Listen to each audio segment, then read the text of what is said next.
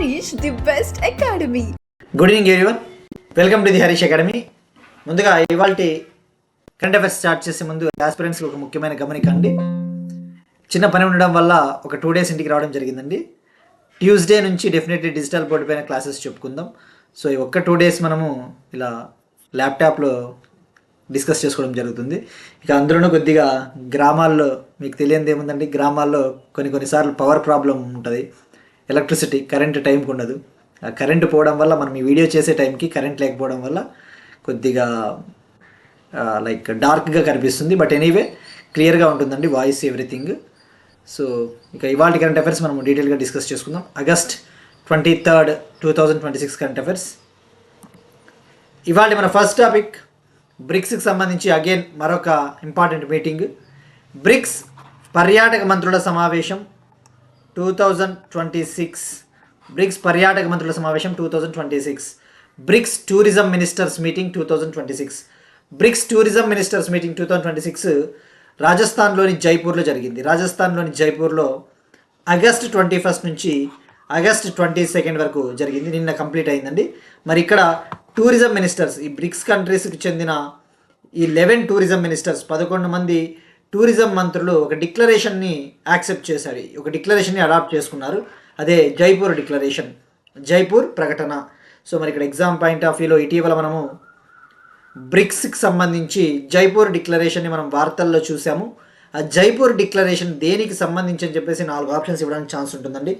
టూరిజంకి సంబంధించి, అగ్రికల్చరల్, లేదంటే ఇంకొక 2 ఏవైనా ఆప్షన్స్ ఇవ్వడానికి పాసిబిలిటీ ఉంటుంది. So BRICS tourism ministers meeting 2026 జైపూర్లో జరిగింది. జైపూర్ డిక్లరేషన్ని తీసుకొని వచ్చారన్న విషయం గుర్తుపెట్టుకోండి. ఇక ఏముంటుందండి ఆబ్జెక్టివ్, ప్రధాన ఉద్దేశం ఏంటి? టూరిజం సెక్టార్ని డెవలప్ చేయాలి, టూరిజం రంగాన్ని అభివృద్ధి చేయాలి అన్నదే ముఖ్య ఉద్దేశము. ఇక మరి మనం డిస్కస్ చేసుకున్నాం లెక్కలేనన్ని సార్లు. బ్రిక్స్ 2026 సమ్మిట్ సెప్టెంబర్లో న్యూఢిల్లీలో జరగబోతూ ఉంది, రైట్.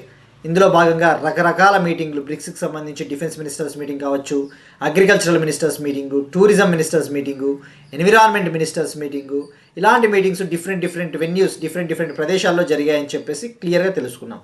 మరి ఇక్కడ బ్రిక్స్కి సంబంధించి అఫీషియల్ బ్రిక్స్ సమ్మిట్, అధికారిక బ్రిక్స్ సదస్సుకు సంబంధించి థీమ్ అనేది మరొకసారి గుర్తు చేసుకుందామండి. సో గుర్తుపెట్టుకోండి, మెయిన్ బ్రిక్స్ సమ్మిట్ థీమ్ ఇది, ప్రధాన బ్రిక్స్ సదస్సు థీమ్ ఇది. ఇదేదో టూరిజం మినిస్టర్స్ మీటింగ్ థీమో, ఎన్విరాన్మెంట్ మినిస్టర్స్ మీటింగ్ థీమో కాదు. ఇది బ్రిక్స్ థీమ్ 2026 వచ్చేసి building for resilience, innovation, cooperation and sustainability. Building for resilience, innovation, cooperation and sustainability. మరిక మనం తెలుసుకున్నాం బ్రిక్స్లో 11 కంట్రీస్ ఉంటాయి. Brazil, Russia, India, China, South Africa, Egypt, Ethiopia, Iran, UAE, Saudi Arabia, Indonesia. Indonesia 2025లో బ్రెజిల్లో జరిగిన 17th bricks summit, 17వ bricks సదస్సులో అధికారికంగా జాయిన్ అయింది, అఫీషియల్గా జాయిన్ అయిందని చెప్పేసి తెలుసుకున్నాం. ఈ సంవత్సరం జరగబోయేది 18th బ్రిక్స్ సమ్మిట్. మరి లోగో ఏంటండి, మనం డిస్కస్ చేసుకున్నాం. లోగో ఎలా ఉంటుంది? ఇక్కడ తామర పువ్వు. ఇక్కడ ఓవరాల్గా మీరు చూసుకుంటే మధ్యలో నమస్తే సింబల్, మన సంస్కృతికి చిహ్నము, మన కల్చర్కి ఒక ఇండికేషన్ నమస్తే. ఓవరాల్గా చూస్తే ఇది ఒక తామర పువ్వు, లోటస్ పెటల్స్ మాదిరి ఉన్నాయి. మరి ఇక్కడ ఎన్ని కలర్స్ ఉన్నాయండి? గుర్తుపెట్టుకోండి, 5 కలర్స్ అన్న విషయం గుర్తుపెట్టుకోండి. ఎలా అయినా అడగొచ్చండి ఎగ్జామ్లో, బ్రిక్స్కి సంబంధించి బ్రిక్స్ లోగోలో ఎన్ని కలర్లు ఉన్నాయని చెప్పొచ్చు. ఈ నెవర్ నో, ఎగ్జామినర్ మూడ్ ఎలా ఉంటుందో చెప్పలేము, పిచ్చిగా కూడా అడగడానికి స్కోప్ ఉంటుంది. సో ప్రతిదీ కూడా మైన్యూట్గా, మైక్రోగా మనం చదివి గుర్తుపెట్టుకుంటే ఈజీ అవుతుంది. మరి ఇక్కడ ఆస్పిరెంట్స్కి ఒక చిన్న క్వశ్చన్ అండి.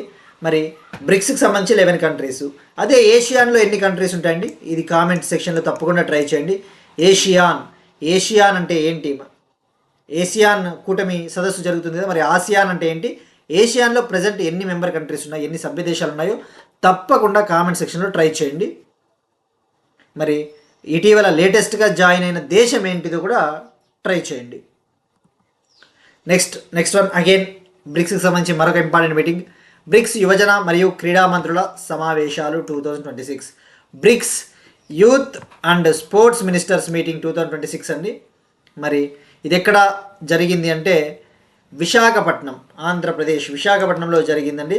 August 22 నుంచి August 23 ఇవాళ వరకు జరిగింది.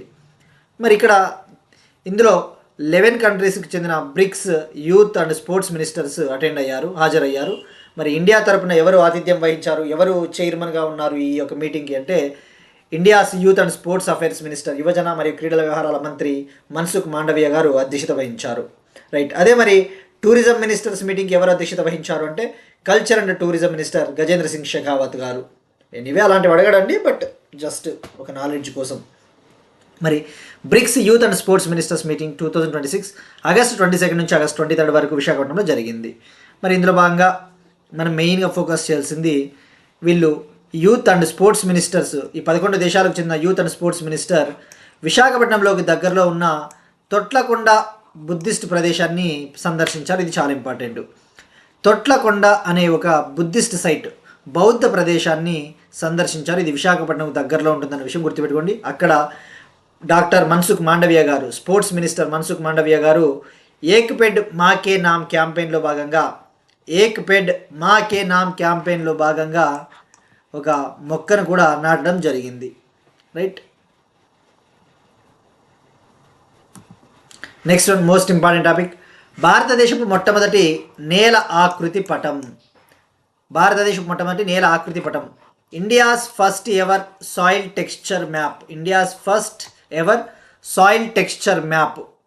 ఇండియా తొలిసారిగా ఒక నేల ఆకృతి పటాన్ని లాంచ్ చేసింది, సాయిల్ టెక్స్చర్ మ్యాప్ని లాంచ్ చేసింది. ఇక్కడ టెక్స్చర్ అంటే ఏంటండి, మనకి ఒక సాయిల్ మీరు తీసుకుంటే, ఒక నేల తీసుకుంటే నేలలు వివిధ రకాల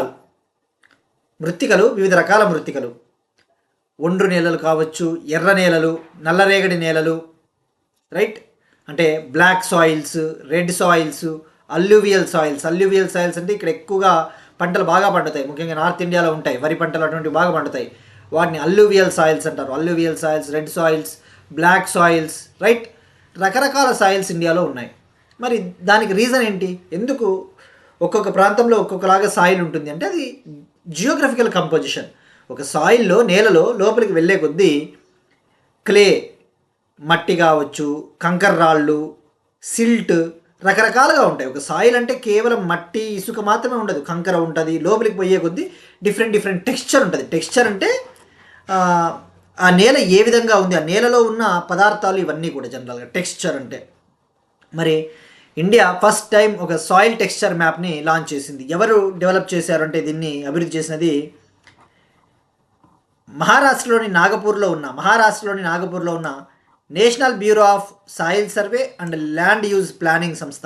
మహారాష్ట్రలోని నాగపూర్లో ఉన్న national bureau of soil survey and land use planning organisation develop చేసింది, అభివృద్ధి చేసింది.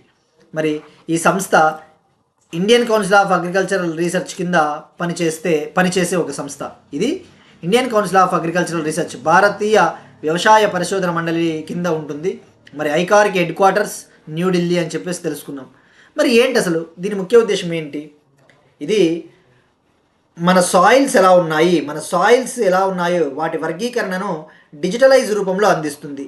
ఆ నేల వర్గీకరణకు సంబంధించిన డేటాను డిజిటల్ రూపంలో అందిస్తుంది. For example digital soil health cards ఉన్నాయి. అంటే మన యొక్క సాయిల్ క్లాసిఫికేషన్, సాయిల్ కంపోజిషన్, ఆ సాయిల్లో ఏమున్నాయో ఇవంతా కూడా డిజిటల్గా మనకి ఒక డేటాబేస్ రూపంలో మనకి అందుబాటులో ఉంటుంది. మరి ఇండియాలో ఉన్న ప్రతి హెక్టార్ లెవెల్లో, భారతదేశంలో ఉన్న ప్రతి హెక్టార్ లెవెల్లో ఈ డిజిటల్ పద్ధతిలో సాయిల్ క్లాసిఫికేషన్ డేటాను అందిస్తుంది. తద్వారా రైతులు ఏ పంట వేసుకోవాలి, ఆ నేల ఎటువంటి నేల, ఏ పంటలు బాగా పండుతాయో వాళ్ళకు ఒక ఐడియా వస్తుంది. సో ఈ మ్యాప్ వల్ల రైతులకి చాలా లాభం అనమాట. మరి ఇది విలేజ్ లెవెల్లో కూడా డేటాను అందిస్తుంది. ఈ యొక్క సాయిల్ టెక్స్చర్ మ్యాప్ మనకి గ్రామీణ స్థాయిలో కూడా ఆ నేలలకు సంబంధించిన డేటాను అందిస్తుందన్న విషయం గుర్తుపెట్టుకోండి. సో ఇది మోస్ట్ ఇంపార్టెంట్ టాపిక్ అండి. Next one again most important topic, పారిశ్రామికతపై జాతీయ ప్రచారం. నేషనల్ క్యాంపెయిన్ ఆన్ ఎంటర్ప్రినర్షిప్ ఇది సెకండ్ ఎడిషన్ అండి. నేషనల్ క్యాంపెయిన్ ఆన్ ఎంటర్ప్రినర్షిప్ 2 పారిశ్రామికతపై 2వ జాతీయ ప్రచారాన్ని ministry of rural development launch చేసింది. గ్రామీణాభివృద్ధి మంత్రిత్వ శాఖ లాంచ్ చేసింది. దీనిని Deen Dayal Antyodaya Yojana national rural livelihood మిషన్లో భాగంగా లాంచ్ చేయడం జరిగింది. దీనిని Deen Dayal Antyodaya Yojana national rural livelihood mission జాతీయ గ్రామీణ జీవనోపాధి పథకంలో భాగంగా లాంచ్ చేయడం జరిగింది. ఏ మంత్రిత్వ శాఖ? Ministry of rural development.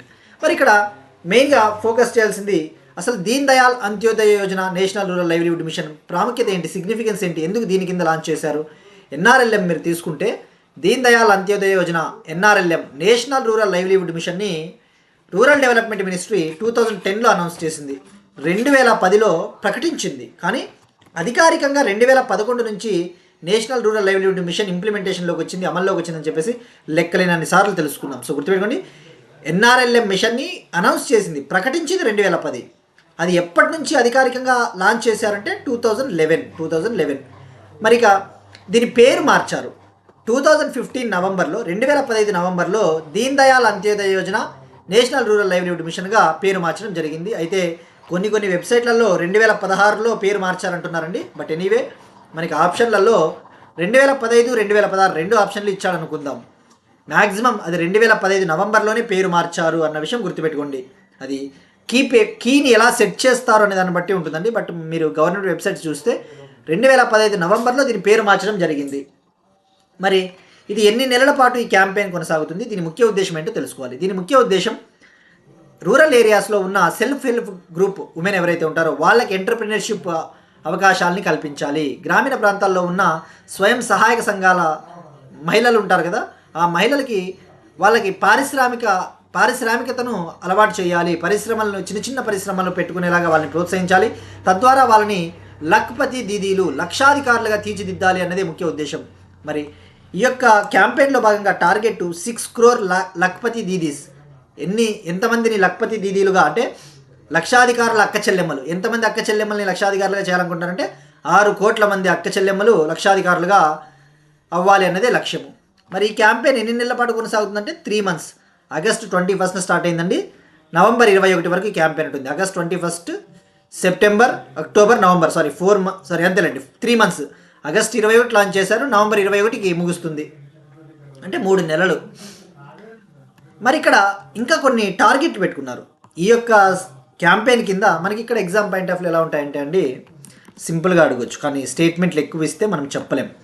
ఇందులో భాగంగా ఈ యొక్క క్యాంపెయిన్లో లక్ష్యాలు ఏం పెట్టుకున్నారంటే 50,000 మంది కమ్యూనిటీ కార్యకర్తలకు అవగాహన కల్పించాలి. అంటే 50,000 కమ్యూనిటీ క్యాడర్స్కి ఓరియంటేషన్ ఇవ్వాలి, అవగాహన తీసుకురావాలి. అలానే 5 లక్షల స్వయం సహాయక బృందాల మహిళలకు వ్యవస్థాపకత మరియు జీవనోపాధి శిక్షణ అందించాలి. అంటే 5 lakh సెల్ఫ్ హెల్ప్ గ్రూప్ ఉమెన్కి ఎంటర్‌ప్రెన్యూర్‌షిప్, లైవ్లీహుడ్ ట్రైనింగ్ ఇవ్వాలి. ఇక ఎస్హెచ్జి కుటుంబాల నుంచి 5 లక్షల మంది కౌమార బాలికల డేటాబేస్ను రూపొందించాలి. ఎస్హెచ్జి కుటుంబాల నుంచి 5 లక్షల మంది కౌమార బాలికల డేటాబేస్ను రూపొందించాలి. అంటే self help group house holds ఉంటాయి కదా, ఆ ఫ్యామిలీస్ నుంచి అడలసెంట్ గర్ల్స్ ఉంటారు కదా, అట్లా 5 lakh అడలసెంట్ గర్ల్స్, యుక్త వయసుకు వచ్చిన అమ్మాయిల డేటాబేస్ని క్రియేట్ చేసి వాళ్ళకి భవిష్యత్తులో ట్రైనింగ్ ఇవ్వాలి అన్నదే ముఖ్య ఉద్దేశం. అలానే 50,000 సంస్థలకు క్రమబద్ధీకరణ మద్దతును అందించాలి. అంటే 50,000 ఎంటర్ప్రైజెస్కి ఫార్మలైజేషన్ సపోర్ట్ ఇవ్వాలి. ఇప్పుడు మనం చూస్తూ ఉంటాం చాలా సంస్థలు ఇన్ఫార్మల్ సెక్టార్లో ఉంటాయి, ఆ ఇన్ఫార్మల్ సెక్టార్ని కాస్త మనం ఫార్మలైజేషన్ ఎకానమీగా తీర్చిదిద్దాలి. అలానే 20 లక్షల మంది మహిళలకు వ్యవసాయ పర్యావరణ అనుకూల పద్ధతుల్ని నేర్పించాలి.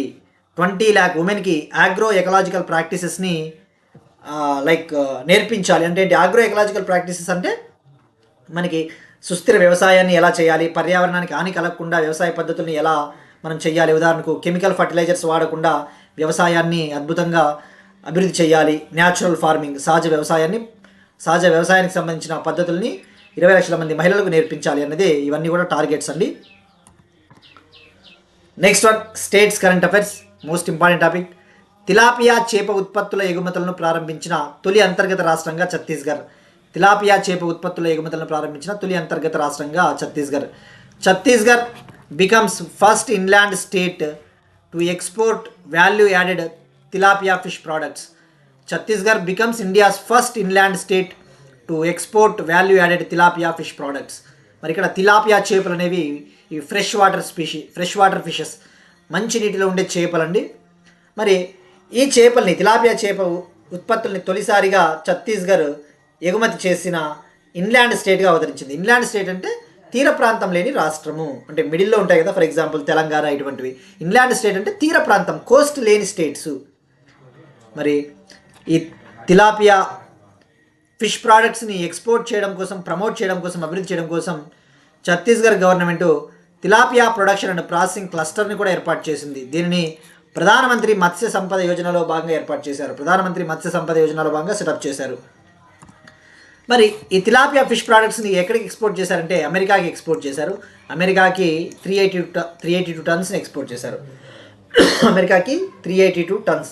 ఇక్కడ ఎన్ని టన్నులు ఎక్స్పోర్ట్ చేశామన్నది మనకు అంత ఇంపార్టెంట్ కాదండి. జనరల్గా ఎలా అడుగుతా అంటే ఇటీవల తిలాపియా చేప ఉత్పత్తులను తొలిసారిగా ఎగుమతి చేసిన రాష్ట్రము ఛత్తీస్గఢ్. మరి ఏ దేశానికి ఎగుమతి చేసింది అని అడగడానికి ఎక్కువ ఛాన్స్ ఉంటుంది అమెరికా. నెంబర్ అనేది అంత ఈజీ కాదు, ఎందుకు గుర్తుంటాయండి? 382 టన్స్ అంటాడు, 400 టన్నులు, 500 టన్నులు. ఇప్పుడు మనకి ఏదైనా ఒక స్కీమ్ లాంచ్ చేసినప్పుడు ఆ స్కీమ్లో టార్గెట్స్ మనకి ముఖ్యం. ఇప్పుడు ఏదైనా ప్రధానమంత్రి కౌశల్ వికాస్ యోజన ఉందనుకుందాం, లేకపోతే ప్రధానమంత్రి ఫసల్ బీమా యోజన ఉందనుకుందాం. దానిలో ఉన్న ఆ టార్గెట్స్ అనేవి మనకి ఇంపార్టెంట్. ఎన్ని చేపల టన్నులు పంపించారు, ఎన్ని కేజీలు పంపించారు, ఎన్ని గ్రాములు పంపించారు మనకు అవసరం కూడా లేదు, గుర్తుపెట్టుకోవడానికి ట్రై చేయొద్దండి. మీ యువర్ విష్ అంతే, but don't try to remember it. Next one, waste to wonder గార్డెన్ని శ్రీనగర్లో ప్రారంభించిన జమ్మూ కాశ్మీర్ ముఖ్యమంత్రి. వేస్ట్ టు వండర్ గార్డెన్ని శ్రీనగర్లో ప్రారంభించిన జమ్మూ కాశ్మీర్ చీఫ్ మినిస్టర్ ఒమర్ అబ్దుల్లా గారు. Jammu and Kashmir chief minister Omar Abdullah గారు శ్రీనగర్లో వేస్ట్ టు వండర్ అనే ఒక గార్డెన్ని లాంచ్ చేశారు. మరి వేస్ట్ టు వండర్ గార్డెన్ అంటే పేర్లోనే ఉంది. వేస్ట్ని, ఏదైతే వేస్ట్ ఉందో, వాడి పడేసిన వస్తువులు, వాడి పడేసిన ఐటమ్స్, వాడి పడేసిన మెటీరియల్స్, వాడి పడేసిన ఎక్విప్మెంట్, ఇటువంటి వాటినన్నింటినీ కూడా ఒక గార్డెన్గా తీర్చిదిద్దారు. మనం చూస్తూ ఉంటాం వేస్ట్ ప్రోడక్ట్స్, పనికిరాని వస్తువులతో కూడా అద్భుతంగా బొమ్మలు తయారు చేస్తూ ఉంటారు. దీనివల్ల పర్యావరణానికి మంచి చేకూరుతుంది. సర్క్యులర్ ఎకానమీ అనేది ఇంప్రూవ్ అవుతుంది. 3R, reduce, reuse, recycling. Circular economy అనేది డెవలప్ అవుతుంది, అభివృద్ధి చెందుతుంది. మరి ఆ సర్క్యులర్ ఎకానమీ కాన్సెప్ట్లో భాగంగా Jammu Kashmir waste to wonder గార్డెన్ని శ్రీనగర్లో లాంచ్ చేసింది. దీన్ని డెవలప్ చేసింది జమ్మూ కాశ్మీర్కి చెందిన డిపార్ట్మెంట్ ఆఫ్ ఫ్లోరికల్చర్ కాశ్మీర్ దీన్ని డెవలప్ చేసింది. సో ఇక్కడ గత 40 ఏళ్ళుగా వేస్ట్గా పడి ఉన్న ఎక్విప్మెంట్ని ఇలా గార్డెన్గా సుందరంగా తీర్చిదిద్దారండి. మనకి ఇలాంటి అవగాహన తీసుకురావడానికి ఎస్సేలు, డిస్క్రిప్టివ్ లాంటి ఎగ్జామ్లలో రాయడానికి చాలా హెల్ప్ అవుతాయండి. నెక్స్ట్ మోస్ట్ ఇంపార్టెంట్ టాపిక్, డిఫెన్స్కి సంబంధించి ఐఎన్ఎస్ మంగ్రోల్ ఇండియన్ నేవీలో చేరిన INS Mangrol joined Indian navy. మనం చూస్తూ ఉంటాం స్టెల్త్ వార్షిప్స్, స్టెల్త్ యుద్ధ నౌకలు, anti submarine warfare shallow water క్రాఫ్ట్లు, డైవింగ్ నౌకలు, డైవింగ్ వెజల్స్, డైవింగ్ షిప్లు, ఇలాంటివి పొల్యూషన్ కంట్రోల్ రెస్పాన్స్ వెజల్స్, అంటే ఈ యొక్క కాలుష్యాన్ని తగ్గించడానికి పనిచేసే ప్రతిస్పందించే నౌకలు. ఇటువంటి వాటిని వివిధ సంస్థలు డెవలప్ చేస్తుంటాయి, నేవీకి, కోస్ట్ గార్డ్కి అప్పగిస్తూ ఉంటారు. ఇప్పుడు ఐఎన్ఎస్ మంగ్రోల్ని ఇండియన్ నేవీకి అప్పగించడం జరిగింది. మరి ఇక్కడ ఐఎన్ఎస్ మంగ్రోల్ అనేది ఏంటిది? ఇది ఒక anti submarine warfare shallow water craft పేర్లోనే ఉంది. యాంటీ సబ్మెరైన్ అంటే ఈ యొక్క శత్రు దేశాలకు సంబంధించిన సబ్మెరైన్లను గుర్తించి వాటికి వ్యతిరేకంగా పనిచేసే ఒక anti submarine warfare shallow water craft. మరి దీన్ని ఎవరు డెవలప్ చేశారంటే కొచ్చిన్ షిప్ యార్డ్ కేరళ దీన్ని డెవలప్ చేసింది, నేవీకి అందించింది. మరి ఇది ఎందులో భాగం అంటే మాహే క్లాస్లో భాగము. మనం డిస్కస్ చేస్తున్నాం కానీ మాహే క్లాస్లో భాగంగా 8 anti submarine warfare shallow water క్రాఫ్ట్స్ని అభివృద్ధి చేస్తూ ఉన్నాం. మాహే క్లాస్లో భాగంగా 8 anti submarine warfare shallow water క్రాఫ్ట్స్ని డెవలప్ చేస్తూ ఉన్నాం. అందులో ఇది థర్డ్ది, అందులో మూడవది అనే విషయం గుర్తుపెట్టుకోండి. మరి దీన్ని ఇంకా ఎందుకు ఉపయోగిస్తారు, వేటి కోసం ఉపయోగిస్తారు అంటే సర్చ్ అండ్ రెస్క్యూ ఆపరేషన్స్, అంటే ఏదైనా సిబ్బంది తప్పిపోయినప్పుడు రక్షించడానికి search and rescue operations, maritime surveillance, తీర ప్రాంతాన్ని నిఘా ఉంచడానికి, అండర్ వాటర్ సర్వేలెన్స్, ఈ యొక్క అండర్ వాటర్ని నిఘా ఉంచడానికి. సో వీటన్నిటి కోసం దీన్ని ఉపయోగిస్తారు. మరి మంగ్రోల్ అనే పేరు ఎందుకు పెట్టారంటే మంగ్రోల్ అనేది గుజరాత్లోని సూరత్ జిల్లాలో ఉన్న ఒక కోస్టల్ టౌన్. గుజరాత్లోని సూరత్ జిల్లాలో ఉన్న ఒక తీర ప్రాంతము మంగ్రోల్. ఆ మంగ్రోల్ పేరే పెట్టడం జరిగింది. మరి ఇది ఎలా వర్క్ అవుతుందంటే ఇందులో డీజిల్ ఇంజన్ ఉంటుంది, వాటర్ జెట్ ప్రొపల్షన్ సిస్టమ్ ఉంటుంది. Diesel engine, water jet propulsion system ఇందులో ఉంటుంది. ఇక్కడ ప్రొపల్షన్ అంటే మనం చెప్పుకున్నాం కదండి, ఇంధనం. నడవాలి అంటే ప్రొపల్షన్, చోదక శక్తి అంటారు కదా, ఆ శక్తి అవసరం. ప్రొపల్షన్ అంటే శక్తి. ఇందులో అడ్వాన్స్డ్ సిస్టమ్స్ ఉంటాయి, లైట్ వెయిట్ టార్పెడోస్ ఉంటాయి. ఇక్కడ లైట్ వెయిట్ టార్పెడోస్ అంటే ఏంటంటే, టార్పెడోస్ శత్రు దేశాలకు సంబంధించిన శత్రు దేశాలకు సంబంధించిన సబ్మెరైన్స్ని డిస్ట్రాయ్ చేయాలి, సబ్మెరైన్స్ని నాశనం చేయాలి అంటే ఈ టార్పెడోల్ని లాంచ్ చేస్తూ ఉంటారు ఇటువంటి షిప్స్ నుంచి. మరి ఇందులో 80కి పైగా స్వదేశీ టెక్నాలజీని వాడారు, 80%కి పైగా ఇండిజినస్ కంటెంట్ని యూజ్ చేశారన్న విషయం గుర్తుపెట్టుకోండి. ఇక హెల్త్ అండ్ డిసీజ్కి సంబంధించి మోస్ట్ ఇంపార్టెంట్ టాపిక్ అండి, ఆరోగ్య రంగానికి సంబంధించి 4 ఏళ్ల లోపు పిల్లలకు క్లోర్ఫెనిరమైన్, 4 ఏళ్ల పిల్లలకు క్లోర్ఫెనిరమైన్ మరియు ఫినైల్ ఎఫ్రిన్ మిశ్రమాల వాడకంపై ప్రభుత్వం ఆంక్షలు. 4 ఏళ్లలోపు చిన్నారులకు క్లోర్ఫెనిరమైన్ మరియు ఫినైల్ ఎఫ్రిన్ మిశ్రమాల వాడకంపై ప్రభుత్వం ఆంక్షలు విధించింది. Government of India, ministry of health and family welfare, ఆరోగ్య మరియు కుటుంబ సంక్షేమ మంత్రిత్వ శాఖ 4 years లోపు చిల్డ్రన్కి కొన్ని రకాల డ్రగ్స్ వాడకూడదు అని చెప్పేసి రెస్ట్రిక్షన్స్ విధించింది. మరి ఇవేంటివి? వీటిని ఫిక్స్డ్ డోస్ కాంబినేషన్ డ్రగ్స్ అంటారు. ఫిక్స్డ్ డోస్ కాంబినేషన్ డ్రగ్స్ అంటే ఇందులో 2 లేదా అంతకంటే ఎక్కువ కెమికల్స్ ఉంటాయి. ఇప్పుడు ఒక డ్రగ్ తీసుకోవాలంటే మనకి దానిలో క్లోరైడు చాలా ఉంటాయి ఒక ఔషధంలో. ఫిక్స్డ్ డోస్ కాంబినేషన్ డ్రగ్ అంటే ఎఫ్డీసీలు అంటే అందులో 2 or more than 2 chemical materials, chemical items ఉంటాయి. మరి ఈ ఫిక్స్డ్ డోస్ కాంబినేషన్స్ ఏవైతే ఉంటాయో ఎఫ్డీసీలు, ఏ ఎఫ్డీసీల్లో అయితే క్లోర్ఫెనిరమైన్ మ్యాలియేట్ మరియు ఫినైల్ ఎఫ్రిన్ హైడ్రోక్లోరైడ్, ఏ ఎఫ్డీసీలలో అయితే క్లోర్ఫెనిరమైన్ మ్యాలియేట్ మరియు ఫినైల్ ఎఫ్రిన్ హైడ్రోక్లోరైడ్ అనే 2 మిశ్రమాలు, 2 మెటీరియల్స్, 2 పదార్థాలు ఉంటే వాటిని తయారు చేయకూడదు, వాటిని అమ్మకూడదు, వాటిని పంపిణీ చేయకూడదు అని చెప్పేసి ఆంక్షలు విధించింది. వాటిని మ్యానుఫ్యాక్చర్ చేయకూడదు, సేల్ చేయకూడదు, డిస్ట్రిబ్యూషన్ చేయకూడదు అని చెప్పేసి రెస్ట్రిక్షన్స్ విధించింది. ఎందుకు? అవి 4 ఏళ్లలోపు చిన్నారులకు హెల్త్ ఎఫెక్ట్స్కి దారి తీస్తుంది, ఆరోగ్య సమస్యలు వస్తాయి. మరి మీరు చూస్తే June 20, 2026 June 20, 2026 ministry of health and family welfare 16 ఎఫ్డీసీలను కూడా బ్యాన్ చేసింది. 16 ఫిక్స్డ్ డోస్ కాంబినేషన్ డ్రగ్స్ని మీరు మ్యానుఫ్యాక్చర్ చేయకూడదు, తయారు చేయకూడదు, సేల్ చేయకూడదు, అమ్మకూడదు, డిస్ట్రిబ్యూట్ చేయకూడదు, పంపిణీ చేయకూడదు అని చెప్పేసి డ్రగ్స్ అండ్ కాస్మెటిక్స్ యాక్ట్ 1940 కింద రెస్ట్రిక్షన్స్ విధించింది. డ్రగ్స్ అండ్ కాస్మెటిక్స్ యాక్ట్ 1940 కింద ఆంక్షలు విధించింది రీసెంట్గా. ఇక అవార్డ్స్కి సంబంధించి నేషనల్ టీచర్స్ అవార్డ్స్ 2026, జాతీయ ఉపాధ్యాయ అవార్డులు 2026. ఈ అవార్డుల్ని ఎవ్రీ ఇయర్ September 5th ఇస్తారు కదండి. ఇది basic bit.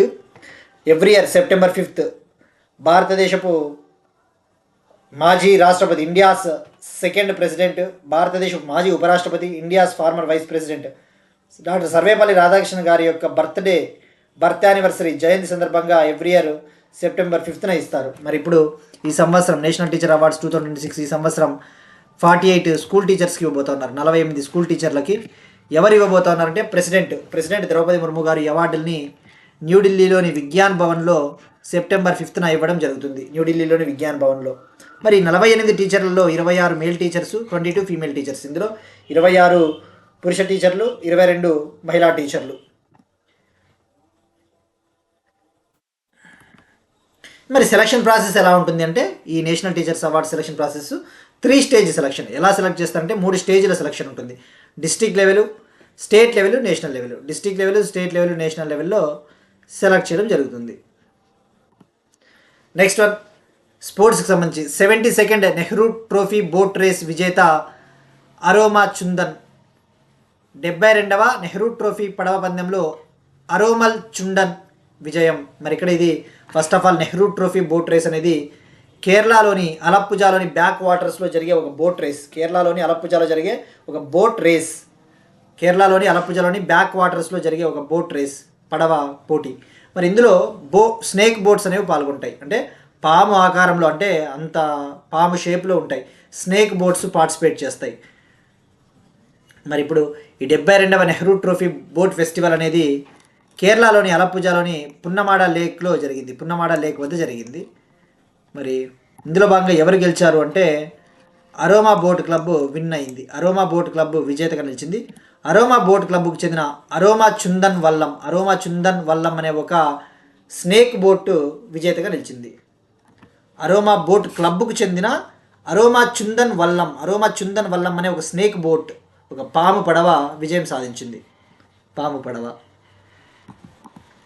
Next one, important days, వార్తల్లో ముఖ్యమైన దినోత్సవాలు. నేషనల్ స్పేస్ డే, జాతీయ అంతరిక్ష దినోత్సవం national space day. Every year August 23ని నేషనల్ స్పేస్ డేగా సెలబ్రేట్ చేసుకుంటారండి.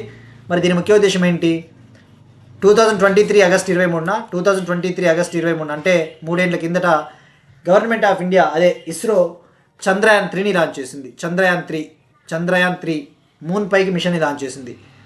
ఆ మూన్ పైకి మిషన్ని లాంచ్ చేసినప్పుడు ఆ చంద్రయాన్ 3లోని ల్యాండర్ ఏదైతే ఉందో విక్రమ్ ల్యాండరు సేఫ్గా సక్సెస్ఫుల్గా చంద్రుడి యొక్క దక్షిణ ధ్రువం పైన ల్యాండ్ అయింది.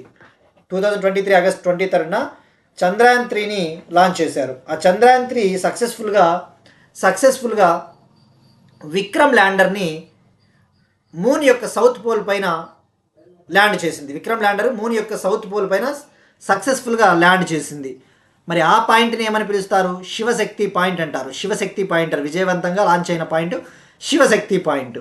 మరి విక్రమ్ ల్యాండ్ అయిన తర్వాత ఆ ల్యాండర్ నుంచి ప్రజ్ఞాన్ అనే ఒక రోవర్ కూడా బయటకు వచ్చింది. సో అది సక్సెస్ అయింది కాబట్టి ఆగస్ట్ 23న ఎవ్రీ ఇయర్ నేషనల్ స్పేస్ డేగా సెలబ్రేట్ చేసుకుంటారండి. మరి ఫస్ట్ టైం ఎప్పుడు సెలబ్రేట్ చేశారంటే ఆగస్ట్ 2024 ఆగస్ట్ 23. ఫస్ట్ టైం ఎప్పుడు అంటే 2024 సంవత్సరం ఆగస్ట్ 23న ఫస్ట్ నేషనల్ స్పేస్ డేని సెలబ్రేట్ చేశారు. మరి ఓవరాల్గా చంద్రుడిపైకి ల్యాండర్ను లాంచ్ చేసిన దేశాలు ఎన్ని అంటే ఇండియాతో కలిపి 4. ఓవరాల్గా మూన్ పైన ల్యాండ్ అయిన కంట్రీస్ 4, ఇండియా 4th వన్. మరి మిగతా 3 దేశాలు ఏవంటే అమెరికా, చైనా, రష్యా తర్వాత ఇండియా. కానీ మొట్టమొదటి అటెంప్ట్లోనే చంద్రుడి దక్షిణ ధ్రువాన్ని తాకిన దేశం ఏది అంటే భారతదేశం. ఫస్ట్ అటెంప్ట్లోనే సక్సెస్ఫుల్గా మూన్ యొక్క సౌత్ పోల్ని టచ్ చేసిన కంట్రీ ఏది అంటే ఇండియా అన్న విషయం గుర్తుపెట్టుకోండి. మరి నిన్న మనం ఈరోజు ఒక క్వశ్చన్ చూద్దామండి. మనం డిస్కస్ చేసిన టాపిక్కే GSLV F-16 స్పేస్ టెక్నాలజీకి సంబంధించి మనం డిస్కస్ చేసుకున్నాం. GSLV F-16 ఇది ఎప్పుడు లాంచ్ చేశారు, ఇందులో భాగంగా ఏ శాటిలైట్ని లాంచ్ చేశారో ట్రై చేయండి. మనం డిస్కస్ చేసుకున్నాం రీసెంట్గానే 2 days బ్యాక్. మరి నిన్న అడిగిన క్వశ్చన్కి సమాధానం అండి. ఇటీవల ఇండియన్ సైంటిస్టులు ఒక స్మార్ట్ క్యాన్సర్ డ్రగ్ని కనుగొన్నారు. స్మార్ట్ క్యాన్సర్ డ్రగ్, దాని పేరు RK-251. కీమోథెరపీకి ఆల్టర్నేటివ్ ఇది. మరి RK-251 వల్ల లాభం ఏంటి అంటే ఇది కేవలం క్యాన్సర్ సెల్స్ని మాత్రమే అటాక్ చేస్తుంది, హెల్తీ సెల్స్ని దెబ్బతీయదు, ఆరోగ్య కణాలకి ఎటువంటి డ్యామేజ్ని కలగజేయదు, కేవలం క్యాన్సర్ సెల్స్ని మాత్రమే టార్గెట్ చేస్తుంది. మరి దీన్ని డెవలప్ చేసింది institute of advanced study in science and technology సైంటిస్టులు.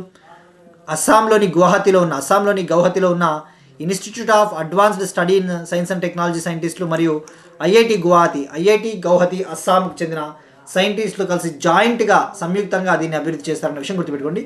మరి ఇక్కడ institute of advanced study in science and technology అనేది ministry of science and technology కింద ఉండే ఒక సంస్థ. Institute of advanced study in science and technology అనేది సైన్స్ అండ్ టెక్నాలజీ మంత్రిత్వ శాఖ కింద ఉండే ఒక సంస్థ అన్న విషయం గుర్తుపెట్టుకోండి. ఇవి వాటి కరెంట్ అఫైర్స్ అండి. మనం ఒకసారి క్విక్గా రికాప్ చూద్దాం. ల్యాప్టాప్లో అనేది రివ్యూ పాసిబుల్ అవుతుందండి. బ్రిక్స్ పర్యాటక మంత్రుల సమావేశం 2026 జైపూర్ ప్రకటన. బ్రిక్స్ యువజన మరియు క్రీడా మంత్రుల సమావేశాలు 2026 వైజాగ్ ఆంధ్రప్రదేశ్. భారతదేశపు మొట్టమొదటి సాయిల్ టెక్స్చర్ మ్యాప్, దీన్ని డెవలప్ చేసింది national bureau of soil survey and land use planning సంస్థ. దీని హెడ్ క్వార్టర్స్ నాగపూర్, మహారాష్ట్ర. పారిశ్రామికతపై జాతీయ ప్రచారం 2 నేషనల్ క్యాంపెయిన్ ఆన్ ఎంటర్‌ప్రెన్యూర్‌షిప్ 2ని లాంచ్ చేసిన రూరల్ డెవలప్మెంట్ మినిస్ట్రీ. ఇది 3 నెలల పాటు ఉంటుంది, ఆగస్ట్ 21 నుంచి నవంబర్ 21 వరకు. Deen Dayal Antyodaya Yojana national rural livelihood machine కింద దీన్ని లాంచ్ చేశారు. తిలాపియా చేప ఉత్పత్తుల ఎగుమతులను ప్రారంభించిన ఫస్ట్ ఇన్లాండ్ స్టేట్, తొలి అంతర్గత రాష్ట్రం ఛత్తీస్గఢ్. వేస్ట్ టు వండర్ గార్డెన్ని శ్రీనగర్లో ప్రారంభించిన జమ్మూ కాశ్మీర్ చీఫ్ మినిస్టర్ ఒమర్ అబ్దుల్లా. నేవీకి అందించబడిన INS మంగ్రోల్, ఇది anti submarine warfare shallow water craft. ఇందులో భాగంగా 8 anti submarine warfare shallow water క్రాఫ్ట్స్ని అభివృద్ధి చేస్తూ ఉన్నారు. ఇది మూడవది. 4 ఏళ్లలోపు పిల్లలకు క్లోర్ఫెనిరమైన్ మరియు ఫినైల్ ఎఫ్రిన్ మిశ్రమాల వాడకంపై ప్రభుత్వం ఆంక్షలు. ఇవి కోల్డ్ కాఫ్ కోసం ఉపయోగిస్తారండి. అంటే దగ్గు పడిషము జలుబు కోసం ఉపయోగించే డ్రగ్స్ ఇవి. నేషనల్ టీచర్స్ అవార్డ్స్ 2026 ఈ సంవత్సరం 48 మంది టీచర్లు సెలెక్ట్ అయ్యారు, school teachers. 72nd Nehru trophy boat race Kerala Alappuzha విజేత అరోమా బోట్ క్లబ్కు చెందిన Aroma Chundan Vallam snake boat. National space day August 23rd. That's it. These are today's current affairs. We'll meet you again tomorrow and thank you everyone.